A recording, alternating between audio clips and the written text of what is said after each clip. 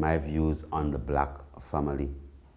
Well, I mean, the future of the black family, resides in the woman, and the biggest issue is that even through science and medicine, the treatment of the woman has been horrible, despicable, So I remember at medical school, I was doing my rounds in gynecology, and I was in a theater whereby a woman was actually giving birth.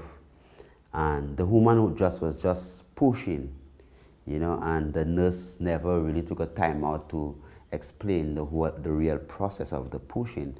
And I literally saw the nurse just put her 2 fingers like this into the vaginal opening and take her scissors and just clip, and clack, and then just push. And then after delivery, they just came and they just stitch it up, give her some pain, stitch it up, and that's it. So the brutality of how the woman is being treated, if the woman says she has fibroids, then they would say, well, okay, we need to do an ultrasound, but you do not just an ordinary ultrasound, but a transvaginal ultrasound. So they're going to take this little machine and stick it up inside of the vaginal canal of the woman and say that they're scanning her. If it is that she has a fibroid, they're going to say, well, they're going to do a hysterectomy. They'll just cut her open and then just pull out the womb. So if they say, well, she has breast cancer, they're going to just cut off the breast. And these are the things of the woman that really and truly makes the woman feel like a woman. Right? That's why they say the woman.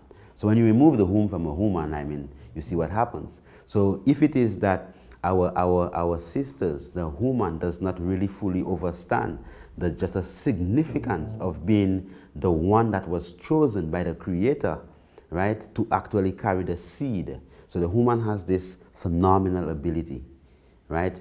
So during sexual intercourse, coming together, right, she receives the man, literally, right? And she trusts the man, she receives his penis.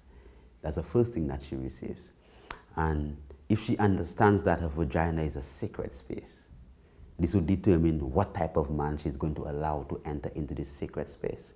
Because this is a sacred space. That's a space that guarantees the continuation of life, right? So when then this man ejaculates and delivers that sperm, the inside of the woman's vaginal canal, her womb, literally have organelles that actually guides and pulls up the sperm, up to all the ampulla of the fallopian tube to actually meet the egg.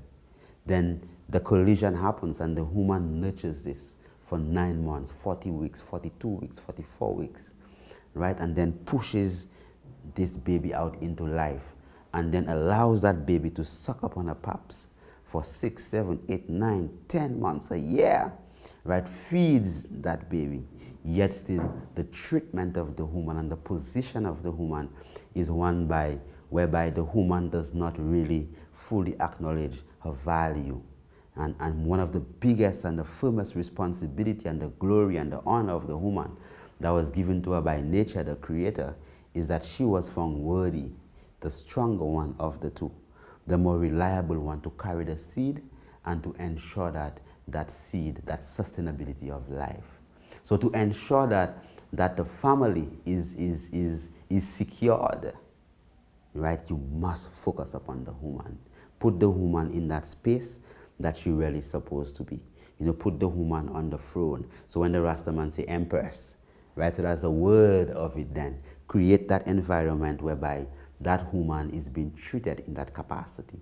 So imagine when a woman is menstruating, right, the inner lining of a womb is being stripped off, right? She's going through a trauma inside of the womb. Then she just takes a Stay Free or Confidence or some other type of sanitary napkin. And most of these sanitary napkins, they just recycle paper and they just bleach them to get them white. So they fill with endocrine disruptors, dioxins, right? And she just serves this there and then she just goes back to work, with bleeding, passing blood, right? So if our system was really, that's why the Rastafari is scientific, because the Rastafari understands that at that stage of the woman's, at that point in her existence, she's supposed to be on holiday. She's supposed to be relaxing. She's not supposed to be sweeping, because sweeping affects the womb. That's why after a woman gives birth, She's not supposed to be sweeping, right? But our sisters, after they give birth, 2 months afterwards, they're back on the job, right? So to safeguard the family, because it's not just the black family, it's the human family, you know, so it is the oneness in the all. So it's not just focusing on the black family, because every nation came from us, you know, so we are the mothers and fathers of every nation, you know, so it is the human family, to safeguard the human family. The position of the woman has to be reestablished.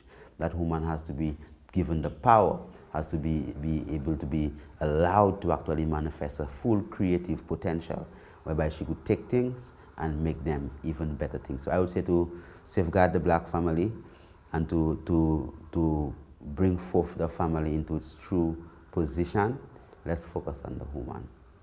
Well, let me hear you say,